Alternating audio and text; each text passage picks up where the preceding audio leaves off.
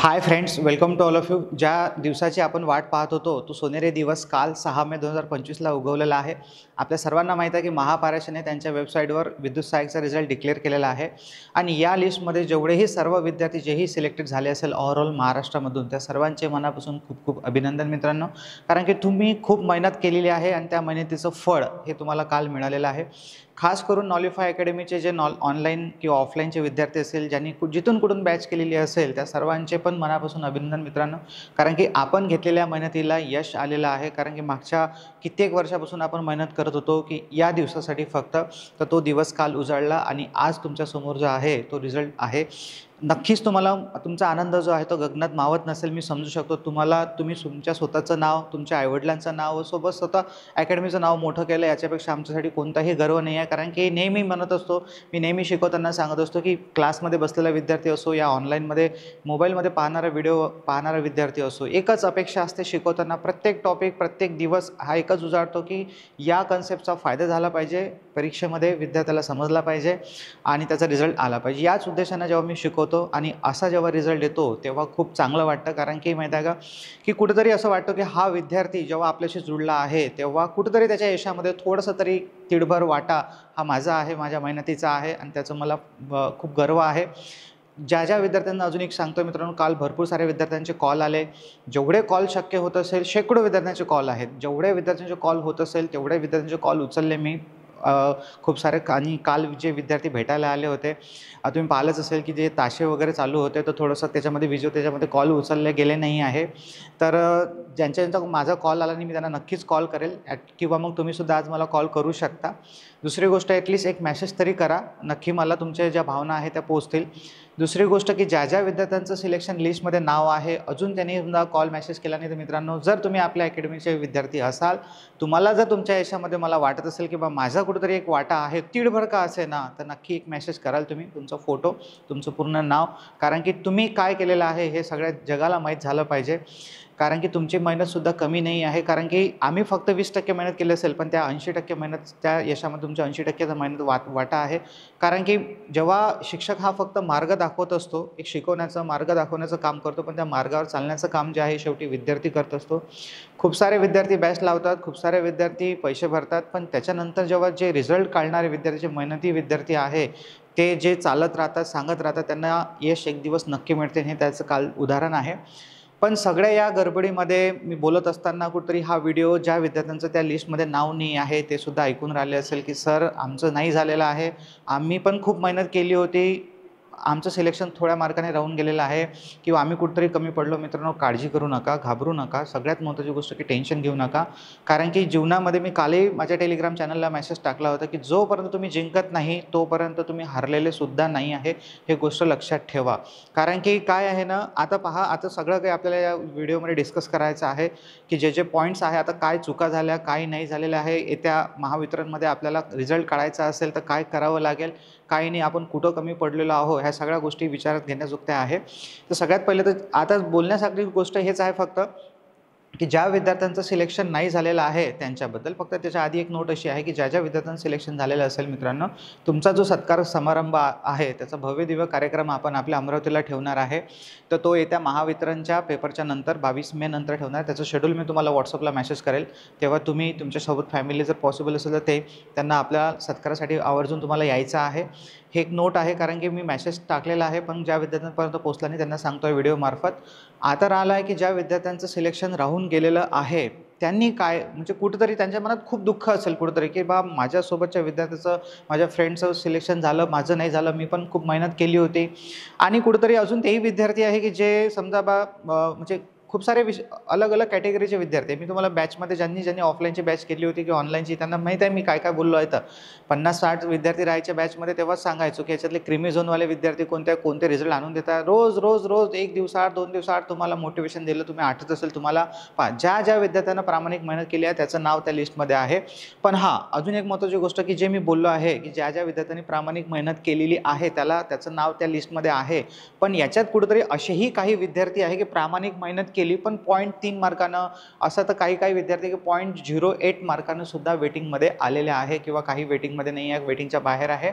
पण कुठेतरी पहा मित्रांनो, याला काय आहे कारण आपल्यात म्हणजे आपल्यात ज्या चुका आहेत त्या आपल्याला आता आयडेंटिफाय करायच्या आहे आणि ह्या चुका आपल्याला दुरुस्त करून पुढच्या पेपरमध्ये नक्की रिझल्ट आणायचा आहे. खचून जायचं नाही आहे. जर तुम्ही खचून गेले तर आपल्या वितरणचा सुद्धा रिझल्ट राहून जाणार. म्हणून फक्त थोडा धीर धरा, कारण की आता 20 ते 22 मे दरम्यान महावितरणचा पेपर होणार आहे आणि फक्त 10 ते 12 दिवस आपल्याकडे उरलेले आहे. आणि अशा वेळेस जर आपण आता याचं टेन्शन घेत राहिलो तर आपला पेपर नक्कीच खराब जाऊ शकतो. त्याच्यामुळे जेवढे दिवस उरलेले असेल त्याला आपल्याला मेहनत करायची आहे. फक्त एवढंच बोलतो आहे म्हणजे की आपल्या ज्या चुका ज्या विद्यार्थ्यांचं ज्या विद्यार्थ्यांचं सिलेक्शन राहिलेलं असेल त्या विद्यार्थ्यांनी काय चुका केल्या असतील असा मला अंदाज आहे. आणि कट ऑफबद्दल आणि वेटिंगमध्ये मग काही विद्यार्थ्यांचे मला खूप सारे कॉल आले की सर माझं वेटिंगमध्ये सुद्धा नाही झालं, मला 103 मार्क्स आहे, मला 101 मार्क्स आहे.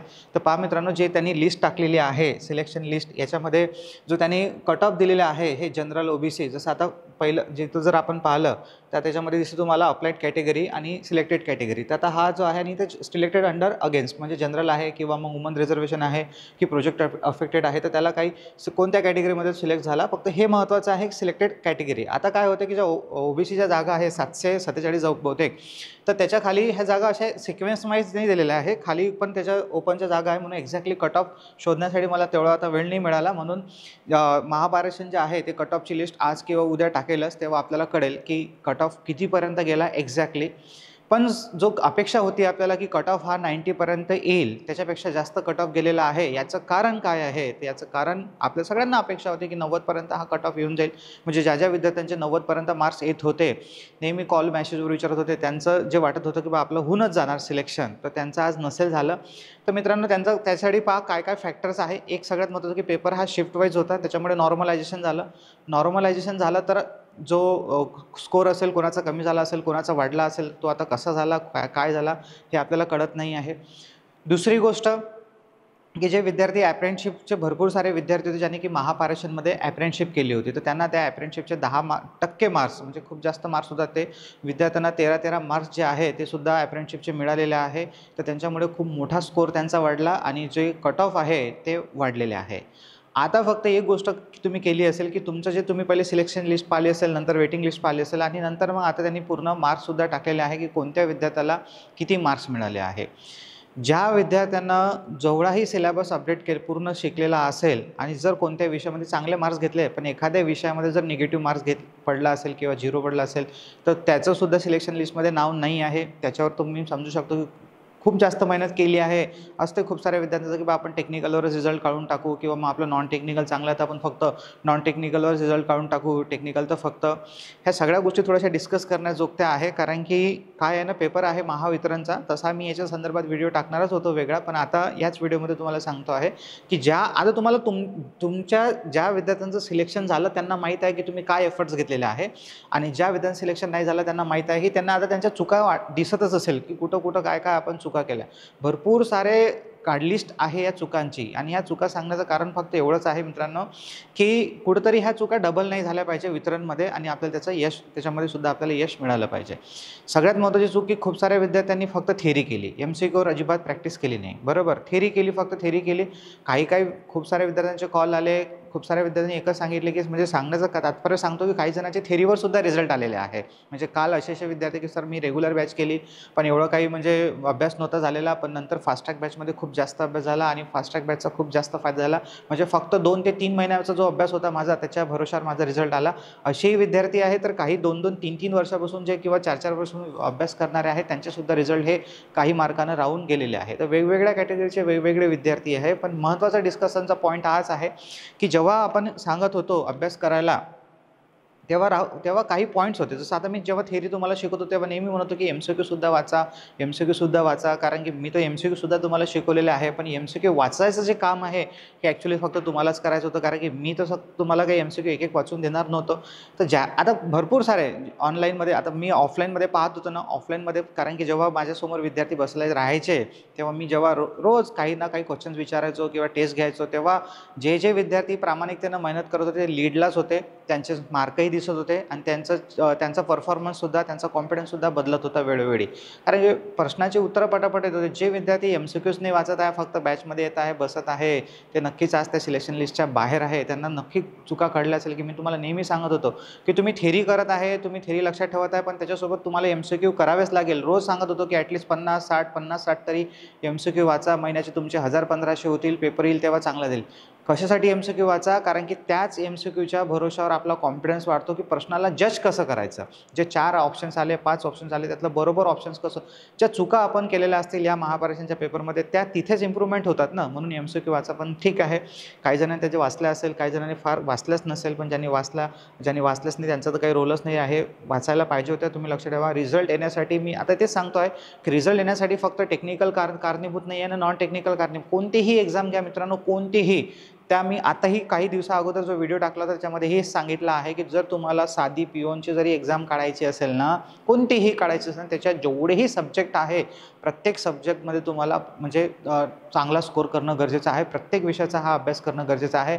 मी एखादा विषय करत नाही बा, सोडून देतो खूप, म्हणजे आता तुम्ही पहा, तुम्ही आवर्जून तुमचे मार्क्स लिस्ट पहा, त्याला एक ॲनालिसिस करा की तुम्हाला कुठं कमी मार्क्स पडलेले आहे. तुम्हाला टेक्निकलमध्ये कमी मार्क पडले की तुम्हाला नॉन टेक्निकलमध्ये, त्याचे ते नॉन टेक्निकलमध्ये रिझल्ट. आता मी काही पोरांचे खूप सारे स्वतः रिझल्ट चेक केलेले आहे. ज्या पोरांचे सिलेक्शन नाही झालेले त्यांचेसुद्धा मला कॉल आलेले आहे की मी पाहतो आहे की त्यांना म्हणजे चांगले आहे, टेक्निकलमध्ये खूप चांगले मार्क्स आहे, म्हणजे 110 पैकी 95, 90 एवढे जास्त मार्क्स आहे. खूप जास्त क्वेश्चन्स इकडे स्कोर त्यांनी केला. पण नॉन टेक्निकलमध्ये जे आहे ते फक्त 5 मार्क, 10 मार्क असे 15 मार्क्स असे घेतलेले आहे.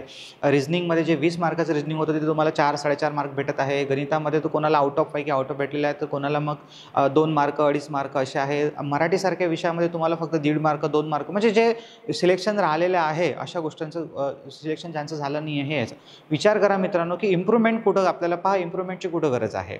जेव्हाही तुम्ही मला विचारता, कोणत्याही सरांना विचारता की सर मला इम्पॉर्टंट लिस्ट सांगून द्या, बस मी काय करू हे सांगून द्या. पहा मित्रांनो, मी मला मागच्या व्हिडिओमध्ये सांगितलं, कोणताही शिक्षक किंवा आम्ही तुम्हाला सांगत असतो की भाऊ हे इम्पॉर्टंट आहे, बरोबर, ते इम्पॉर्टंट मला तर माहीत नाही बाकीचं, पण मी तुम्हाला माझ्या व्हिडिओमध्ये मी जेव्हा भेटतो तेव्हा हे सांगितले की हे लिस्ट फक्त जास्त वेळ देण्यासाठी आहे. जास्त इम्पॉर्टंट आहे म्हणजे मी हे 10 चॅप्टर इम्पॉर्टंट सांगितले म्हणजे पेपरमध्ये असंच होतील असं नाही आहे. हां, महापरीक्षांमध्ये जे झालं ते वेगळं झालं, तिथं जे सांगितलं तेच उतरलं. तुम्हाला माहीत आहे सगळ्यांना की काय की पेपरच्या बॅचमधलं होतं आणि काय बाहेर होतं. सगळं पेपरच्या बाहेरच होतं. जेवढेही पोरांनी पेपर दिला होता त्यांना टेक्निकलच्या बाबतीत काहीच टेन्शन नाही. त्यांनी हेच म्हटलेलं आहे की सर जेवढंही आपण शिकलो आहे ते सगळ्याच्या आतमध्येच होतं. मग सगळं आतमध्ये होतं, तुमच्या नोट्समध्ये होतं, मग रिझल्ट का नाही आला आहे? तर त्याचं कारण एकच आहे की तुम्ही केलेल्या चुका, ओव्हर कॉन्फिडन्स. कारण पेपरमध्ये गेलो तर आपल्या समोर पेपर फार सोपा होता. आता सगळेच paper most of the third शिफ्टचा पेपर जर सोडला, सेकंड शिफ्टचा फार सोपा होता, फर्स्ट शिफ्टचा थोडंसं त्याच्यापेक्षा कठीण होता. तुम्ही 40-42 अटेम्प्ट करून आले आणि त्या 40-42 अटेम्प्टमध्ये पेपर सोपा होता. मी तुम्हाला सांगितलं आहे पेपर जर सोपा असेल तुम्ही 47-48 अटेम्प्ट करा, बरोबर, बरोबर. आणि त्याच्यानंतर जर एकदमच सोपा असेल तर खरंच पेपर सोपा होता, आणि जर कठीण असेल तर मग 40-42 सुद्धा स्कोर चांगला आहे. पण आता काय झालेलं आहे की तुम्ही रिस्क नाही घेतली, तुम्ही सेफ स्कोर खेळले, 40-42 क्वेश्चन सॉल्व्ह केले आणि त्याच्यातही नंतर खूप साऱ्या मिस्टेक करून ठेवल्या. 10 क्वेश्चन्स तुमचे चुकले. मित्रांनो लक्षात ठेवा, मी तुम्हाला दर वीकली टेस्ट घेतली आहे. 2-2, 3-3 वर्षापासून टेस्ट तुम्हाला फ्री दिलेला आहे. कशासाठी? बस तुम्ही तुमच्यामध्ये इम्प्रूव्हमेंट झालं पाहिजे. तुम्हाला तुमचं खूपदा मित्रांनो व्हिडिओ टाकलेले आहे, खूपदा व्हिडिओ टाकलेले आहे आपल्या ॲपवर की सर रँकिंग कशी वाढवायची, स्कोर कसा वाढवायचा. अशा विद्यार्थ्यांचे कॉल आले की जेव्हा ते बॅचला आले होते तेव्हा 2 मार्कसुद्धा भेटत नव्हते आणि आज ते सिलेक्शन लिस्टमध्ये आहे. मित्रांनो अनेक विद्यार्थ्यांचे अनेक अफाट स्ट्रगल आहे. कोणाचं लग्न झालं होतं त्याच्यानंतर तो सोडून क्लासला आला, काही नाही केलं. कोणाचं बाळ झालं, 5-5, 6-6 महिन्याचे बाळ घरी सोडून मुलामुलींनी म्हणजे अभ्यास केलेला आहे. काय स्ट्रगल खूप साऱ्या विद्यार्थी मी पाहिलेले आहे, ज्या माझ्या ऑफलाईन अकॅडमीला आले, ते नक्की आज सिलेक्टेड झालेले आहे. त्यांचा फोन आला मला. पण या गडबडमध्ये कुठेतरी एक प्रामाणिक विद्यार्थीसुद्धा मेहनत करणारा राहून गेला आणि त्याच्याबद्दल मला खरंच मित्रांनो मनापासून खंत आहे. मी खूप विचार केला आहे की माझ्या जेवढेही विद्यार्थ्यांचे ऑनलाईनचे विद्यार्थी असो, काही कॉन्टॅक्टमध्ये असो, त्यांचे नावं पाठ राहतात, ऑफलाईनचे विद्यार्थी ज्यांचे चेहरे नावं पाठ राहतात, त्यांच्याबद्दल अत्यंत म्हणजे खंत आहे की या विद्यार्थ्यांचं तुला व्हायलाच पाहिजे. शेकडो विद्यार्थ्यांचे रिझल्ट आले आहे अकॅडमीमध्ये, पण त्यांचा आनंद तर मला आहेच नक्कीच, पण ज्या विद्यार्थ्यांचे अजून रिझल्ट यायला पाहिजे त्याच्याबद्दल सुद्धा नक्की खंत आहे. मित्रांनो काळजी करू नका. येत्या महावितरणमध्ये यश जे आहे कुठं ना कुठं तुमच्यासाठी लिहून ठेवलेलं आहे. फक्त तुम्हाला खचून जायचं नाही. पहा, लक्ष ठेवा, आपण कुठेतरी, मी तुम्हाला नेहमी म्हणतो तुम्ही मेहनत केली, पण जे 2 तास होते पेपरचे, जेवढे की होते ते तुमचे स्टार पॉईंट होते. मी 1% म्हणेल फक्त. 99% ही आपली मेहनत आणि 1% फक्त स्टार. जो तिथं तुम्ही होऊ शकते एक ओव्हर कॉन्फिडन्स, तुम्ही पेपरला घाबरले असेल जाताना किंवा कुठेतरी काहीतरी सिली मिस्टेक केलेला असेल, टाईम कमी पडला असेल, कोणी पेपरवर लेट गेलं असेल, प्रॉपर मॅनेजमेंट नाही, कोणी टेक्निकलला 1.5 तास दिला असेल आणि फक्त नॉन टेक्निकलला अर्धा तास दिला असेल, कोणी तर सगळं काही चांगलं केलं, मराठीचं अटेम्प्ट नाही केलं किंवा मराठीचे 3-4 क्वेश्चन्स अटेम्प्ट केले आणि फक्त त्याच्यामध्ये 0. खूप खूप म्हणजे जेवढेही नावं जेवढं सांगतो मी तुम्हाला चुका, त्याची अनगिनत चुकीची लिस्ट आहे, बरोबर. आणि चुका करू नका, 1000 वेळेस सांगितलं. सगळे व्हिडिओ तुम्हाला बनवले ॲपवर पडलेले आहे, तुम्ही पाहून घ्या. पेपरच्या आधी ट्रान्सकोसाठी जेवढेही मी अपडेट दिले आहे, सगळ्या पोरांनी मला सांगितलेलं आहे की जेवढं थोडं तुम्ही गायडन्स केलं ते खूप जास्त आम्हाला त्याचा फायदा झाला. वेळोवेळी कंटेंट जे दिलं तुम्हाला सगळ्यांना माहीत आहे काय कंटेंट कसं आहे आपलं त्या अकॅडमीचं, सगळ्यांना. पण ज्या विद्यार्थ्यांना राहिलेलं आहे त्यांना सांगतो आहे की तुमचं जे सिलेक्शन थोड्या मार्कानं हुकलेलं आहे, फक्त थोडंसं कुठंतरी आपण मिस्टेक केल्या आहेत तेच आहे फक्त. पण तुम्ही टॅलेंटेड नाही आहे हे असं त्याच्यावरून सिद्ध होत नाही आहे. तुमच्यामध्ये ती ॲबिलिटी आहे नाही आहे हे सिद्ध होत नाही, आपलं सिलेक्शन नाही झालं म्हणून, बरोबर.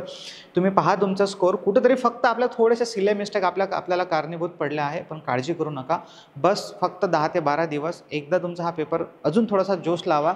येत्या 20 तारखेला आपला पेपर आहे. 20 ते 22 तारखेला चांगल्या यांना पेपर द्या, कारण याचं जर टेन्शन घेत तुम्ही 2-3 दिवस गमावले तर आणखी ते दिवस कमी होतील आणि अजून आपल्याला पस्तावल्याशिवाय होणार नाही. आता असे खूप सारे अजूनही विद्यार्थी की 2-2 फ्रेंड आहे, एकला एक फ्रेंड लागला आणि एक फ्रेंड नाही लागला, त्याचंसुद्धा दुःख असते आपल्याला. कोणाकोणाला असंही दुःख असतं की मी लागलो नाही पण हा कसा काय लागला, याचंही खूप साऱ्या विद्यार्थ्यांना दुःख होते. पण मित्रांनो लक्ष ठेवा, तुम्ही दुसऱ्यासाठी जर चांगला विचार कराल ना जीवनामध्ये तुमचं नक्कीच चांगलं होते, हे मला आधीपासून माहीत आहे.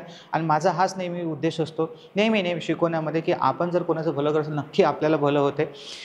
तर अजून पुन्हा सांगतोय फायनली मित्रांनो पेपरसाठी की जे आता ह्या सगळ्या गोष्टीचं सारांश सिलेक्टेड विद्यार्थ्यांचं पुन्हा अजून एकदा मनापासून अभिनंदन. फक्त मला हा व्हिडिओ बनवण्याचं कारण एकच होतं की ज्या विद्यार्थी आज निराशेमध्ये आहे, त्यांना खूप दुःख होत आहे, तर दुःख वाटून घेऊ नका. तुमचं सिलेक्शन जर 10-15 मार्कने राहिलेलं असेल ना, तर तुमच्यामध्ये नक्की ॲबिलिटी आहे, मला माहीत आहे. फक्त कुठेतरी आपल्या अजून थोडंसं इम्प्रूव्हमेंट, थोड्याशा मिस्टेक ह्या आपल्याला दूर करायच्या आहे. प्रॉपर मॅनेजमेंट करा, तुम्हाला सांगितलेलं आहे. खूप सारे अजून असे विद्यार्थी, मी चुका यासाठी बोलत आहे मित्रांनो की मी पाहिलेल्या आहे ह्या आणि जीव तोडून सांगितलेलं आहे, पण ते नाही ऐकल्या काही विद्यार्थ्यांनी आणि मग नंतर रिझल्ट गमावून बसलेला आहे. काही विद्यार्थी टेस्टला, मी जेव्हा रविवारची टेस्ट घेत होतो तेव्हा पाहत होतो काय बा मास्टर टेस्ट टाकून देते, पाहत असन का नाही. मी मार्क पाहत होतो, स्कोअर पाहत होतो, कोण रँक करत आहे, काय करत आहे.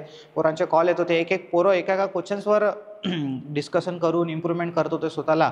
खूप साऱ्या विद्यार्थ्यांनी PhD करून टाकली होती टेक्निकलमध्ये. मी तेव्हाही सांगितलं PhD करण्याची आवश्यकता नाही आहे. पेपरचा पॅटर्न तुम्हाला समजलेला आहे, कठीणही येऊ शकते, सोपं येऊ शकते. आपल्याला करावं सगळंच लागते, जेवढेही चॅप्टर्स असेल ते सगळंच करावं लागते. फक्त त्यातलं जे इम्पॉर्टन्स आहे आपल्याला जास्त वेळ द्यावं लागते. आताही तेच होणार आहे महावितरणमध्ये. तुम्ही म्हणाल की सर मला इम्पॉर्टंट चॅप्टरची लिस्ट सांगा, मी तुम्हाला सांगितली त्याच्यातलं उतरलं असं नसते, बरोबर. तुम्हाला रिझल्ट काढायचा ना, पूर्ण सिलेबस करावं लागेल. आणि हेच केलं पोरांनी की काही केलं, काही नाही केलं, काही केलं नॉन टेक्निकलला कमी इज्जत दिली, टेक्निकलला जास्त इज्जत दिली आणि आता त्याचे परिणाम आपल्याला भोगावे लागून आलेले आहे. आता तरी लक्षात ठेवा, हेच नाही महावितरण असो, पुढे येणाऱ्या स्टेट आणि सेंट्रल गव्हर्नमेंटच्या जेवढ्याही भरती असतील, लक्षात ठेवा त्याचा सिलेबस पाहणे आणि त्यातल्या प्रत्येक सब्जेक्टबद्दल इम्प्रूव्हमेंट करणे.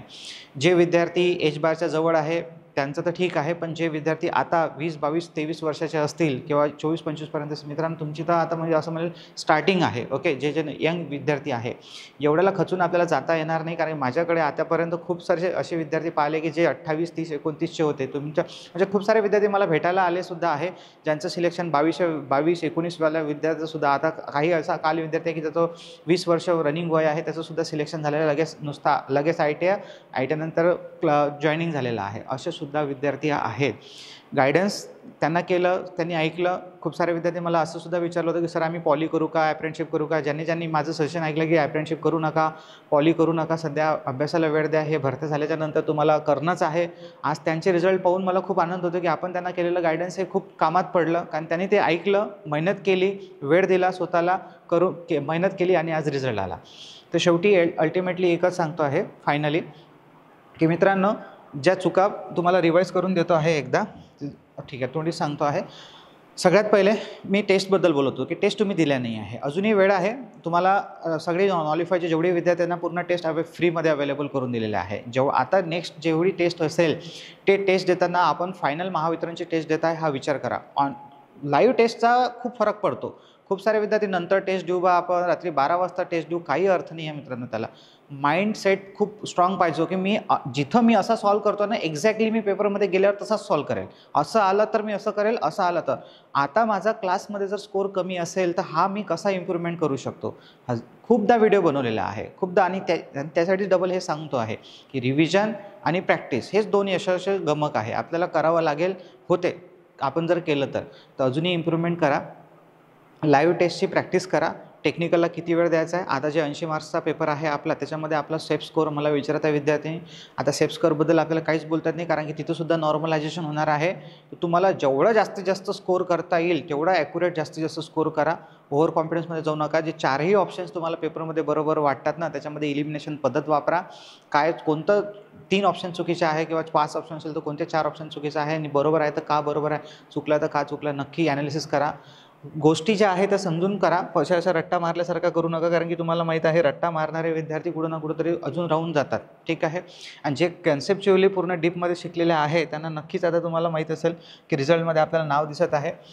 दुसरी गोष्ट इथं की हे जे कट ऑफ लावलेलं आहे, काही विद्यार्थी मला विचारत होते, तर पहा मित्रांनो, जसं आता एखादं कोणत्याही विद्यार्थीचं घेतलं, याला टेक्निकलमध्ये 110 पैकी समजा 91.3 मार्क्स आहे. नॉन टेक्निकलमध्ये त्याला 20 पैकी 15 मार्क्स आहे, 10 पैकी 7.5 मार्क्स आहे, मराठीमध्ये 7 मार्क्स आहे. बरोबर, असे 29 मार्क्स याला नॉन टेक्निकल आहे. चांगला स्कोर आहे नॉन टेक्निकलमध्ये. आणि टेक्निकलमध्ये जो आहे तो सुद्धा 91 चांगला स्कोर आहे. पण कुठेतरी याचा जो टोटल म्हणजे हा सिलेक्टेडच विद्यार्थी असेल. म्हणजे सांगण्याचं हेच की याला आता हा तर 120 आहे, सिलेक्टेड विद्यार्थी असेल. जे कुठेतरी राहून गेलेले आहे थोड्या मार्काने, ओके, त्यांचं सांगतो आहे. जसं हे विचारलं मला 10, आता याच्यामध्ये कोणाकोणाला म्हणजे हे सगळे चांगलेच विद्यार्थी आहे. याच्यामध्ये जो स्क्रीनशॉट मी घेतला, हे वाले जे मार्क्स तुम्हाला आहे अप्रेंटिसशिपचे जे 10 मार्क्स मिळाले, याच्याबद्दल मला विद्यार्थ्यांनी विचारलं होतं की जे तुम्ही टोटल मार्क्स घेतलेले असेल याचे 10% हे काढलेले आहे, आणि हे 10% याच्यामध्ये ॲड करून 150चं कन्व्हर्शन हे 100मध्ये करून हे तुमचं पर्सेंटेज काढलेलं आहे, आणि या पर्सेंटेजवरच तुमचा कट ऑफ लावण्यात आलेला आहे. हा पॉईंट मी सांगायचं विसरून गेलो होतो, त्यासाठी तुम्हाला एकदा सांगून दिलेलं आहे. तर ठीक आहे. तर मित्रांनो पहा, एकदा पुन्हा पेपरसाठी जेवढे महावितरणचे विद्यार्थी जातील त्यांना रिक्वेस्ट आहे की तुम्ही काळजी घ्या की पेपर जेवढेही देताना की लाईव्ह टेस्टची प्रॅक्टिस करा.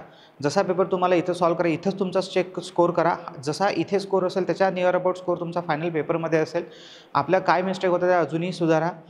जेवढेही दिवस राहिलेले असेल, जेवढे तुमचे आता फार कमी वेळा मी समजू शकतो, तर जेवढं तुम्ही केलं असेल, नवीन वाचण्यासाठी आता वेळ उरलेला नाही आहे, तर जेवढं तुम्ही केलं असेल त्यालाच आणखी इम्प्रूव्हमेंट करा. ओके, ते चांगल्या तऱ्हेनं करा. फॉर्म्युले घाई करू नका. तुम्ही पाहिलं असेल पेपरमध्ये मी तुम्हाला जेव्हा व्हिडिओ सोल्युशन टाकले होते ट्रान्समिशनचे, चिल्लव सांगितलेलं आहे, कन्सेप्ट सांगितलेला आहे, त्या चुका तुमच्या आज तुम्हाला भारी पडत आहे. जसं फॉर एक्झाम्पल जनरेटेड EMFचा फॉर्म्युला आहे 5ZN, म्हणजे असे भरपूर सारे क्वेश्चन्स. आता ते व्हिडिओ मी जर पाहिले ना, तर मला एक क्वेश्चनचं कळते की मी चिल्लव सांगितलेलं आहे. पुराणी तुम्हीसुद्धा पाठ केले, तुम्ही पेपरमध्ये मार्क केले, आणि तिथं जाऊन तुम्ही त्यात A नाही पाहिला, 60 नाही पाहिलं, काही मार्क करून दिला एवढ्या, आणि हेच सांगत आलो होतो, अरे ह्या मिस्टेक करू नका, अरे ह्या मिस्टेक करू नका. पहा की एक क्वेश्चन इम्पॉर्टंट आहे, एका क्वेश्चनला इज्जत द्या की आपण काय चुकतो आहे. तुम्ही किती तास लायब्ररीमध्ये बसले याच्यापेक्षा तुम्ही किती कमी चुका केल्या हे खूप महत्त्वाची गोष्ट आहे. ओके, पेपरमध्ये इकडे चुका झाल्या तर त्या चुकातून आपल्याला शिकायचं असते. तर फायनली पेपरसाठी काळजी घ्या, मिस्टेक कमी करायचं आहे. जेवढी टॉपिक मराठीला पण व्यवस्थित, मराठी आपला विषय आहे, मराठी मला इज्जत द्या, त्याचीसुद्धा प्रॅक्टिस करा, कारण की 5-6 मार्क्स जास्तीत जास्त मार्क्स जे आहे जो मला त्याच्यामध्ये मिळालेले पाहिजे.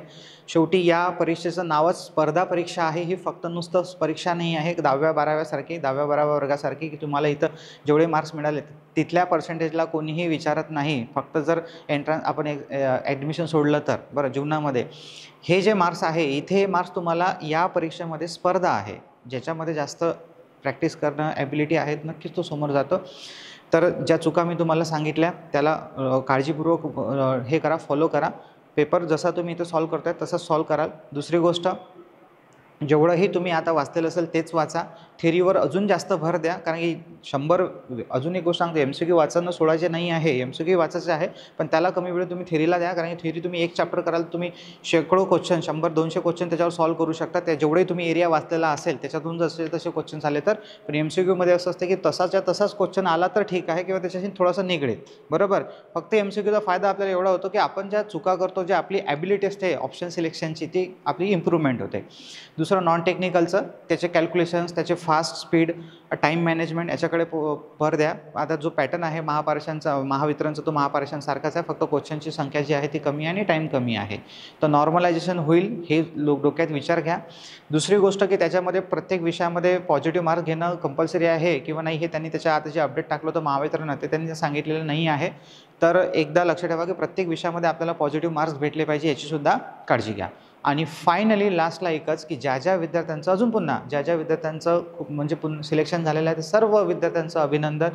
नॉलिफाय अकॅडमीच्या विद्यार्थ्यांचं अभिनंदन, सर्व शिक्षकांचं अभिनंदन. मित्रांनो, अजून एक महत्त्वाची गोष्ट, ज्या विद्यार्थ्यांचं सिलेक्शन झालेलं आहे त्यांना एक नम्र विनंती आहे, जर तुमचे डॉक्युमेंट पक्के असेल, जर तुम्हाला महावितरण जॉईन करायचं नसेल तर तुम्ही पेपर महावितरणचा द्यायचा की नाही द्यायचा याच्याबद्दल नक्की एकदा विचार करा. की जर पेपर नाही दिला महावितरणचा तर तुमच्या जाग्यावर एक कोणता तरी गरीब विद्यार्थी जो आज थोड्या मार्काने राहून गेलेला आहे पॉईंटनं, तो तुमच्या जाग्यावर लागेल. तो कोण असेल, कुठला असेल, कोणत्या कॅटेगरीचा असेल, कसा असेल, चांगला असेल, वाईट असेल, हे तुम्हाला काहीच माहिती नाही. तुम्ही कोणत्या विद्यार्थ्याचं भलं केलं. फक्त डोक्यामध्ये एक भावना ठेवा की जो त्या महावितरणमधला सगळ्यात शेवटचा विद्यार्थी होता तो तुमच्यामुळे लागला. कारण की तुम्ही 2500 विद्यार्थी तुम्ही सिद्ध केलं आहे की तुमच्यात ॲबिलिटी आहे. तुम्ही महापारेषणचा रिझल्ट काढला, एवढ्या कठीण परीक्षा पास केली आहे, तर तुम्ही महावितरणची सुद्धा एक्झाम पास करू शकता. बरोबर. आणि नक्की तुम्ही पास करणार आहे हे डेफिनेटली काही त्याच्यात हे नाही आहे. पण विचार करा की जर तुम्ही पास झाला तर तुमचं तिकडेही सिलेक्शन होईल, इकडेही सिलेक्शन होईल आणि इकडे सिलेक्शन झाल्याच्या नंतर काय होईल त्याचं. आणि महावितरण हे वेटिंग ऑपरेट करायला खूप वेळ लावतो. बरोबर, तुम्हाला माहिती आहे, सगळ्या विद्यार्थ्यांना ऑपरेट करते पण वेळ लावतो. त्याच्यापेक्षा आज जे विद्यार्थी आपलेच मित्र आहेत हे सगळे की ज्यांच्यामध्ये ॲबिलिटी आहे, फक्त थोड्याशा सिल्ली मिस्टेक म्हणू या काही लक फॅक्टर म्हणू अजून काही म्हणू, सगळ्या चुका म्हणा, त्यामुळे राहून गेलेला आहे. तर या सगळ्या विद्यार्थ्यांना, हे सगळे ते विद्यार्थी जे थोड्या मार्कांना आले हे तर आता सिलेक्ट होणारच आहे डेफिनेटली. पण अजून जे कुठंतरी एक थोडं मेहनत करत होते, थोड्या जास्त मार्कांना आलेले आहे, ते सुद्धा आपल्याला त्यांचीसुद्धा नावं महावितरणच्या लिस्टमध्ये पाहायला भेटेल. टोटल 50,000 विद्यार्थ्यांनी जर पेपर दिला असेल महापारेषणचा, तर फक्त 2,500 विद्यार्थ्यांचं सिलेक्शन झालेलं आहे. अजूनही 47,500 विद्यार्थ्यांवर दुःखाचा डोंगर आहे. तर त्यांनी काय खचून जायला पाहिजे का एवढं हे. त्यातही आता जे पुढचे 5,500 जागेची भरती आहे आपली महावितरणची, बरोबर, तर त्याच्यासाठी मेहनत करायची आहे. त्याच्यातले अजून लागून जातील आणि मग परतसुद्धा काही ना काही विद्यार्थी राहतील. मग त्यांनी काय करावं, त्यांनी आपल्याला म्हणजे असंच असते की मी नेहमी पाहतो आहे मित्रांनो की जो कुठं तुम्ही जेव्हा विद्यार्थ्यांना पाहतो ना, एखादा विद्यार्थी येतो, अमरावतीला रूम करतो, क्लास करतो आणि दुपारी मारे 2-2, 3-3 तास झोपत राहतो. कोणते, काही सगळेच नाही, जे विद्यार्थी सांगतो आहे ते मी पाहिलेले आहे क्लासमध्ये असे. तेव्हा मी नेहमी क्लासमध्ये सांगितलं की जेव्हा मित्रांनो तुम्ही झोपलेला ना, तेव्हा कोणता तरी कानाकोपऱ्यातला महाराष्ट्रातला विद्यार्थी कुठं ना कुठंतरी झाडावर, झाडाच्या खाली, कानाकोपऱ्यात रूममध्ये बसून अभ्यास करू राहिलेला आहे. विचार करा तुम्ही, जेव्हा तुम्ही टाईमपास करू राहिले आहे, सोशल मीडियाला वेळ देऊन राहिले, इकडे तिकडे फिरू राहिलेले आहे, जे जॉब करतात त्यांना वेळ कमी भेटते. मी त्यांनाही सांगितलं मित्रांनो की आरामात तुम्ही सुद्धा जॉब करत असाल तर काढू शकता, वेळ देऊ शकता थोडंसं. ज्यांनी दिलं त्यांना यश भेटलंच आहे आणि त्यांचं यश पाहून आज आपल्याला दुःख होते की नाही बा, काश मी जर तेव्हा माझ्या मित्रासोबत क्लास लावले असते, बॅच लावली असती, फास्ट ट्रॅक करून घेतली असते, तर एकदा मला नक्की फायदा झाला असता. मी कधीच म्हणत नाही की माझी बॅच करा, कोणाचीही बॅच करायची नाही करायची हा तुमचा डिसिजन आहे तुम्हाला. पण आज ज्या विद्यार्थ्यांनी मला फोन केला आणि त्यांनी एकच शब्द वापरलेला आहे की सर खूप जास्त फायदा झाला. बरोबर. पण मी नेहमी म्हणतो विद्यार्थ्यांना, मित्रांनो ही आपली मेहनत आहे, बरोबर, ज्याचं श्रेय आपल्याला मिळालेलं आहे यशाच्या स्वरूपात. तर तुमच्या पुढील वाटचालीसाठी खूप खूप शुभेच्छा. जेवढेही सिलेक्टेड विद्यार्थी असेल तर महावितरणच्या परीक्षेबद्दल एकच आहे की जर तुम्हाला महावितरण म्हणजे जॉईन करायचीच नसेल तर तुम्ही पेपर न दिलेला बरा. जर तुमचं सगळं डॉक्युमेंट्स वगैरे व्यवस्थित असेल तर, कारण की त्या जागेवर इतर जे 2500 विद्यार्थी आहे हे सिलेक्ट होतील आणि खालचे अजून, कारण की हे याच्यातले जे काही वेटिंगमध्ये आहे, म्हणजे वेटिंगमधलं असलेले रिझल्ट किंवा ज्यांचं काही वेटिंगमध्ये पण नाव नाही आहे हे टॉपला चालले जातील आणि जे अजून थोड्या जास्त मार्कांवर आले होते त्या लिस्टमध्ये बसून जातील आणि त्यांचंसुद्धा जीवन सुखी होऊन जाईल. कारण की त्यांनीसुद्धा खूप मेहनत केलेली आहे, मला माहीत आहे. अजून दुसरी गोष्ट की काही वेटिंगबद्दल सुद्धा क्वेश्चन्स होते पोरांचे की सर वेटिंग क्लिअर होते का, किंवा एवढी लिस्ट आहे कशी वेटिंग क्लिअर होते. मित्रांनो, वेटिंग ही जनरल म्हणजे मार्क्सनुसार पण ऑपरेट होते आणि कॅटेगरी वाईजनुसार पण ऑपरेट होते. त्याचे अपडेट्स तुम्हाला मिळतच राहतील किंवा मला काही आले तर तुम्हाला सांगतोच आहे. फक्त वेटिंगला थोडा वेळ लागेल आता, म्हणजे स्टेप बाय स्टेप ऑपरेट होते ते. तर पण वेटिंगचं जेवढे असेल ते नंतरचा पार्ट आहे. फक्त आता महावितरणबद्दल तुम्ही तयारी चालू ठेवा आपली. तर पुन्हा एकदा तुमचे अभिनंदन. भेटू आपण नेक्स्ट लवकरच महावितरणच्या व्हिडिओसाठी. तर बाय बाय.